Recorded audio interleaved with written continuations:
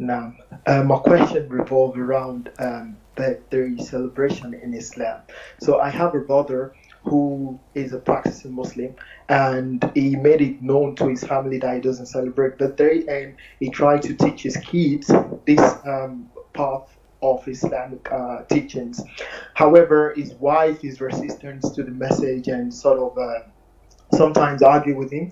But the point of this question is that the wife celebrated birthday hugely for the children recently, and the brother decided not to participate by leaving home. The birthday was done on the Saturday, but the brother left home on the Friday with the intention to go back home on the Sunday because he doesn't want to participate and be there. However, this is causing a sort of backbiting and slandering towards this brother that is taking Islam to extreme, and the Prophet did not forbid us from doing birthday. So the brother is like very confident in what he did, but he just need a sort of guidance from people like you to understand better that what he has done, is it right or is it wrong for not participating and collaborating with his wife in this birthday celebration for the kids. Jazakumullahu khairan. وَجَزَاكُمْ أَخِي الْكَرِيمِ. First of all, Allah says in the Quran, يَا أَيُّهَا الَّذِينَ آمَنُوا قُوا أَنفُسَكُمْ وَأَهْلِيكُمْ نَارًا. O you who believe, protect yourselves and your family, your household, your wives and your children from hellfire. So this is an instruction, an order, an obligation that the guardian of the house, the man, has to protect his women folk and children from whatever may lead them to hellfire. Secondly, celebrating such feasts and events is not part of our religion. Definitely, birthdays were adopted from other nations. It is part of their customs and traditions. And the Prophet had said, alayhi salatu wasalam, in the hadith of Abdullah ibn Umar, may Allah be pleased with him and with his father, and whoever shall imitate a people, then he is from among them. This does not relate to wearing a watch or driving a car or using glasses to see. This is related to whatever is considered to be part of their customs, traditions, religion, and so forth. And birthdays are not part of our own customs or traditions. This is taken from the non-Muslims. Therefore, celebrating them is not permissible. Otherwise, we would have been celebrating the birthday of the Prophet ﷺ, which is the most noble of all birthdays, and the birthdays of Abu Bakr, Umar, Uthman, Ali, and the whole 9 yards. But this is not part of our religion. Therefore, celebrating such birthdays, Mother's Days, the Labor Days, Halloween, Easter, Christmas, New Year, Valentine, and the list goes on, all of this is totally prohibited and not permissible.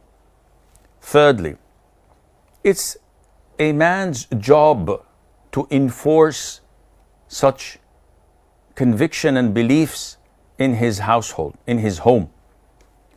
Unfortunately, I've been doing a lot of counseling sessions, and I get a lot of brothers like your friend from the UK and elsewhere who accepted to be treated as a doormat. I am shocked, sometimes traumatized, when the brother says to me, well, my wife did this, my wife did that. And I say, wait. Is your wife earning? He says, no, I'm the breadwinner. Does she chip in the bills, in the rent, in the food? So, no, nothing. I give her allowance, and I give her a credit card, and I give her a car, and I bring her a maid. But she does this and that. She refuses to obey me or to listen to me. She kicks me out of the house. Akhi, if you're a wimp, if you don't have a spine, I can't help you. When it comes to halal and haram, we love our women, we love our wives, we are willing to swim oceans and climb mountains and cross deserts for them. But when it comes to disobeying Allah this is a red line that I'd rather never cross, even if it was for a woman I love. And if she insists, well, another one bites the dust. I could get someone younger, smarter, more religious, and much, much, much more beautiful. And they're cheaper by the dozen. And no disrespect is intended, but this is reality. If you fail to find your purpose in life in obeying Allah, in implementing Sharia in your life with diplomacy, with being polite and kind and easygoing, but never ever allow anyone to cross the red line. Simple as that. Now, these brothers are seriously a doormat. Their wives control them, shout at them, slander them, say lies about them, and they come to me and say, Sheikh, what should I do? Man up, akhi. Learn how to be a man. I'm not talking about being a tyrant or being abusive. A'udhu billah. Deal with them like the Prophet used to deal, alayhi salatu wassalam. He was the kindest of all men. But when it came to red lines, he would never compromise his religion. It is an issue of zero tolerance. When he comes to the home and he finds curtains that have live portraits of animals, he doesn't enter. And you can see anger in his face. And Mother Aisha says, the most beloved woman to his heart, O Prophet of Allah, what have I done? I seek Allah's forgiveness. He says, Aisha, don't you know that the owners of these portraits are being tormented in hell? End of story. She takes them down, tears them up, put them in a pillow, and that's it. Stuffs pillows with it, and that's it. It's torn. It's totally deformed. So this is what you need to do. Explain to them. Show them. But at the end of the day, you're the man of the house. Put your foot down. Who says you have to leave the house? No. I'm not leaving. I'm not an ostrich. Whenever there's danger, I just put my head in a hole in the ground and say, whoops, it's dark. I don't see anything. Everything is fine. No, it's not like this. It's your home. You're paying the bills.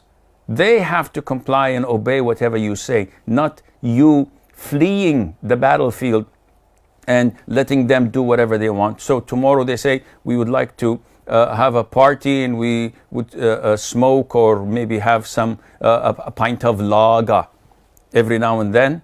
And you say, okay, I told them and I advised them, they wouldn't listen, and I leave the home. Akhi, put your foot down. Be a man and act like a man within the boundaries of Sharia, and Allah knows best.